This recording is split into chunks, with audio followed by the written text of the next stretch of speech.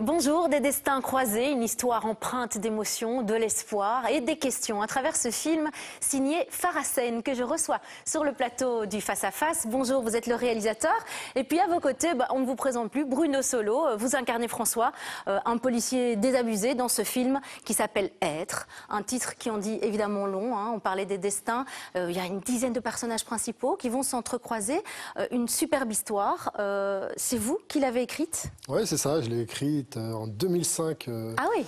La première version, je l'ai écrite en 2005, puis je l'ai mis de côté. J'ai réalisé 4 courts-métrages entre 2005 et 2008. Et puis après, j'ai réécrit le scénario, parce qu'il y avait quand même beaucoup d'imperfections à ce moment-là.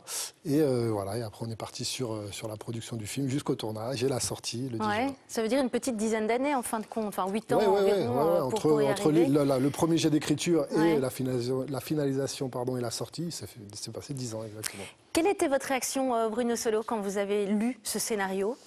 Ben justement, c'est ça, je l'ai lu. Des fois on rencontre les réalisateurs ou les réalisatrices avant d'avoir lu.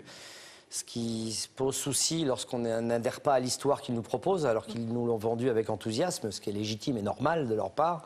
Mais là, j'ai lu le film et il a eu la délicatesse de ne pas avoir eu envie de me rencontrer avant, même si après on y reviendra peut-être, il m'avait déjà vu mais sans que je le sache. Il m'avait observé en fait à la loupe sans que je le sache. Et qui avait visiblement donné envie de me rencontrer pour son premier film, son premier long métrage.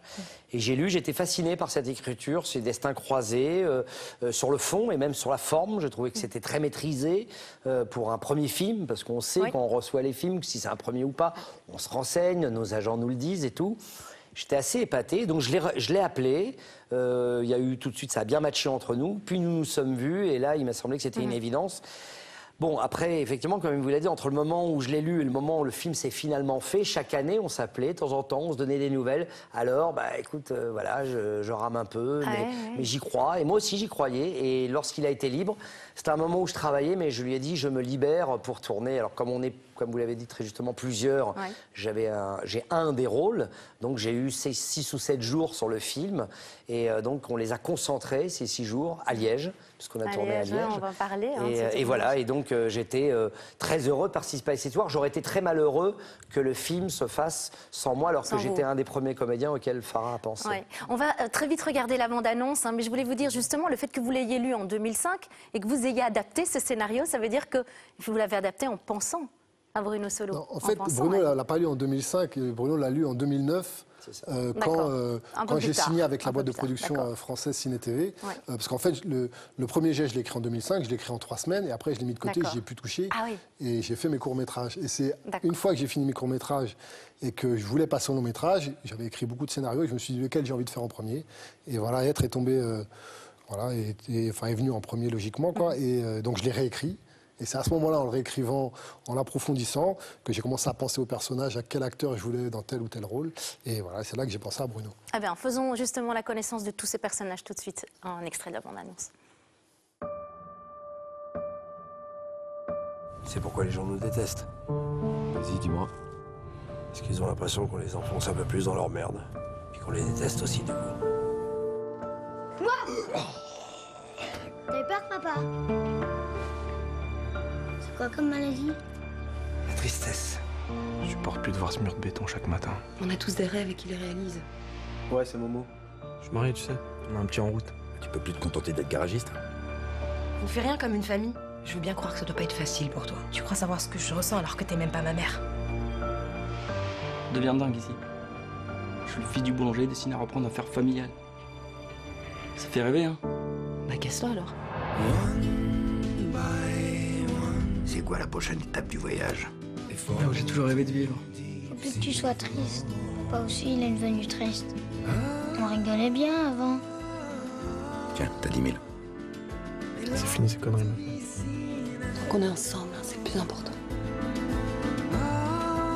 C'est marrant, j'ai l'impression qu'on se connaît depuis toujours. Tu es une survivante. Tu y arriveras avec moi?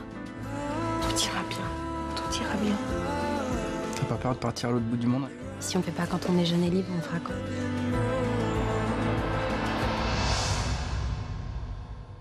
Voilà, donc magnifique bande-annonce. Hein. On a envie de tous les prendre par la main et de partir avec eux. Hein, c'est vrai, c'est très poignant. On s'attache, on a une empathie, une sympathie et une empathie très forte pour les personnages parce qu'ils ressemblent à chacun d'entre nous. Voilà, avec nos espérances et puis le destin qui nous amène vers autre chose parce qu'on aimerait l'écrire et puis d'autres fois, d'autres l'écrivent pour nous. Donc on est bien obligé de suivre des voies parce qu'il y a une expression française, mais qui est sûrement connue en Belgique, et quand on veut, on peut. C'est bien joli de dire ça. Sûr, ouais. Mais il y a des gens qui veulent toute leur vie et qui ne peuvent jamais. Effectivement, on voudrait pouvoir, mais effectivement, des fois, on ne fait que vouloir et on ne peut jamais. Et voilà, ces gens sont enfermés là-dedans et ils ont pris une décision. Ils ont pris la décision de changer ce destin qui est tracé. Et c'est pour ça que le film est si bouleversant. Et alors, certains vont y arriver, mais le film n'est pas manichéen non plus. Et Farah, c'est pour ça que j'étais assez sidéré quand je l'ai lu la première fois, parce qu'il n'est pas manichéen. Pour certains, ce sera une renaissance. Pour d'autres, ça va être aussi une condamnation. Mais il y a quand même, au bout du chemin, il n'a pas bouclé toutes les histoires. Il y a quand même un espoir qui est laissé au spectateur de s'imaginer comment les destins... Mais en tout cas, c'est des gens qui ont la volonté de changer, voilà. Et maintenant, avoir la volonté, ça ne suffit pas toujours dans ce monde si compétitif, si dur, si cruel aussi, des fois. Farah, c'est criant de vérité, en fait, hein, ce film. On est dans la réalité. C'est des personnages que vous connaissiez, que vous avez rencontrés dans votre vie? Oui, par la force des choses. Après, voilà, ouais, on connaît tous... pas forcément SDF, mais en tout cas un garagiste, un boulanger. Après, voilà, on les croise. Après, c'est un peu de moi aussi, de mon vécu, parce que j'ai eu une vie très riche, je sais pas, mais en tout cas, j'ai eu l'occasion de voyager pas mal, d'habiter dans différents quartiers, de côtoyer des gens de toutes les origines, toutes les classes sociales. Voilà, j'ai fait du sport, aujourd'hui je fais du cinéma. Vous étiez basketteur, hein? Oui, j'étais basketteur. Donc voilà, j'ai évolué dans plein de milieux différents, donc ça m'a fait croiser énormément de personnages et énormément d'êtres voilà, de ce monde, que ce soit en France ou à l'étranger. Et donc quand j'ai eu l'idée de ce scénario où j'ai voulu voilà, faire un peu, donner un coup de projecteur un peu sur l'être humain en parlant justement du côté humain de l'individu, j'ai essayé de représenter vraiment un panel de la société le plus large possible, où il y avait voilà, des hommes, des femmes, des noirs, des blancs, des riches, des pauvres, mais tous avec ce même questionnement sur la vie, sur leur vie, parce que voilà, on est tous à un moment face à une question existentielle où on va se dire, voilà, je viens de là, aujourd'hui je suis là, où est-ce que je veux aller? Est-ce que ce que je vis actuellement, c'est ce que j'aime? Est-ce que j'aspire à ça? Est-ce que je rêvais de ça quand j'étais petit? Voilà, et je pense qu'après ça, quel que soit, c'est une question universelle que tout le monde se pose, d'où qu'on vienne. Et voilà, c'était un peu ça que j'avais envie de raconter. Avec le côté flashback du début aussi, hein, qui interpelle. Hein. On revient 18 heures plus tôt. Voilà. Et on va comprendre ce qui va se passer pendant ces 18 heures. C'est une gymnastique un peu cinématographique. Ça amène tout de suite un suspense. On se dit, voilà, qu'est-ce qui va se passer? Pourquoi on en est arrivé là? Pourquoi sont-ils passés ça fonctionne super bien. Et puis on se rend compte qu'au début, on voit un flic qui court après un voyou, mais en fait, c'est pas l'histoire d'un flic et d'un voyou, c'est l'histoire d'un homme et d'un autre homme qui ont leur vie très différente, mais qui finalement ne sont pas si loin. Chacun d'entre nous, c'est vrai, et c'est ça qui m'a plu aussi. Quand on se balade dans la rue, on croise des gens sans le savoir, qui sont peut-être riches de plein de choses, qui nous connaissent peut-être. Vous savez qu'il y a soi-disant 6 degrés de séparation entre les gens. Si on prenait la peine, on ne peut pas faire ça, mais des fois, moi, je me suis vu en position contemplative, dans une gare, dans un café, à regarder les gens, et tu t'imagines qui ils sont, tu te trompes peut-être ou pas, mais c'est assez fascinant d'imaginer par quoi est-il passé, surtout... Moi, j'ai une tendresse pour les personnes âgées. Voilà. Et je suis dans le regard de certains vieux, pour ne pas essayer d'employer des euphémismes, le mot vieux est un mot noble. Dans le regard de certains vieux, des fois, je lis des... Bon, alors quand tu as été un jeune con, on devient un vieux con, mais il peut y avoir des exceptions, mais des fois, chez les vieux, il y a une noblesse, il y a quelque chose, et je sais que parce qu'ils sont vieux et donc qu'ils ont traversé énormément de choses, j'ai des fois envie de leur parler, je dis mais qu'est-ce que vous avez vécu, qui vous avez rencontré, comment vous avez fait pour en arriver là. On aurait envie de parler tout le temps.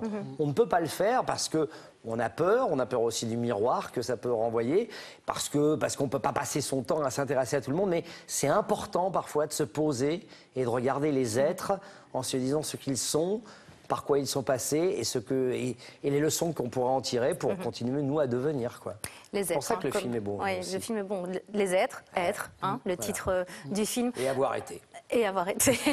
C'était une évidence, Bruno Solo. Alors, il y a énormément de personnages, hein, une cinquantaine, je pense, au total. Ouais, bon, on a une dizaine de personnages principaux. Beaucoup de Belges, c'est une coproduction belge. C'est ça, c'est une coproduction. En fait, c'est grâce à la Belgique qu'on a pu faire le film, parce qu'on ne trouvait pas assez de financement en France. Ah ben, merci, en tout cas, au producteur. Voilà. Merci à Nicolas Georges. Un jeune producteur hein, qui a tenté l'aventure avec vous. C'est son premier long métrage.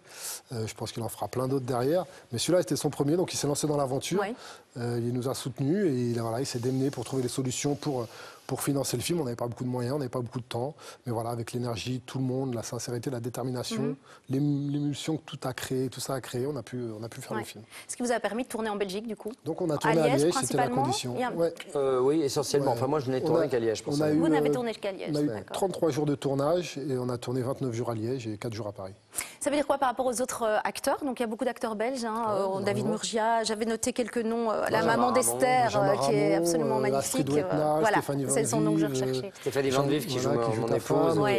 Exceptionnel aussi. Exceptionnel, vraiment. Jean-Michel Voft, Christian Craé. Je vais citer les 2 seuls acteurs français, c'est Yves Kechuch et Karina Testa. Oui, magnifique, nous vous sont tous. Voilà, qui sont aussi, vraiment, il y a une très belle équipe et on a tous fait ce film dans une sorte d'urgence parce qu'on n'avait pas non plus le choix. Je ne vais pas raconter qu'on l'a fait dans une urgence intellectuelle. On était précis, on était préparés, on a beaucoup parlé avec Farah qui nous dirigeait bien et souvent. Voilà, parce qu'il a une vision de son film qui est tellement complexe en plus. Si quelqu'un doit avoir une vision, ça va être Farah. Donc on savait exactement ce qu'on devait faire, mais il y avait une urgence parce qu'on n'avait pas beaucoup de temps. Il fallait qu'on soit prêt, il fallait qu'on soit sur le coup. On ne pouvait pas recommencer les scènes un nombre de fois incalculable, ce qui est de moins en moins vrai au cinéma, mais quand même, il n'y avait pas ce confort-là.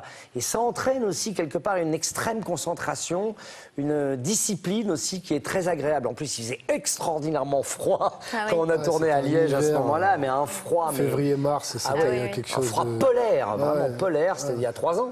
C'était il y a 2 ans. C'était en 2013, février-mars 2013, mais on était tous malades quasiment. C'était entre les prises, tout le monde toussait. Et en même temps, parce qu'il faisait froid, on était à se serrer, à une sorte de brasero naturel qui s'est fait. C'était vraiment agréable. En tout cas, quand vous en parlez, on vous sent vraiment épanoui dans ce rôle. Oui, ça se sent. Ça se sent à l'écran, ça se sent là quand je vous vois. À l'écran, on me sent plus inquiet. Je vous assure qu'entre les prises, c'est le rôle qui veut ça, mais on vous sent vraiment convaincu par ce rôle. C'est un rôle magnifique qui vous va magnifiquement bien. On n'a peut-être pas tout à fait l'habitude de vous voir, puisqu'on vous a connu sur Caméra Café, qui est encore diffusé d'ailleurs chez nous sur Club RTL tous les jours à 19h45. Je tenais à le souligner, puisqu'on vous y voit voilà, tel qu'on vous a connu. En tout cas, merci à tous les deux. Film magnifique qui sort le 10 juin. Le 10 juin dans toutes les salles en Belgique. Être donc de Farah Sen avec Bruno Solo, une pléiade d'autres acteurs magnifiques. Je vous invite à signer cette affiche qu'un téléspectateur peut remporter. Vous nous envoyez, vous connaissez le principe. Je ne que si c'est une téléspectatrice. Oh bah écoutez, ce sera une téléspectatrice. On demandera ça à notre collaboratrice Sylviane de s'en occuper. Merci à tous les deux d'être passés par chez nous. À tout bientôt dans le Face à Face.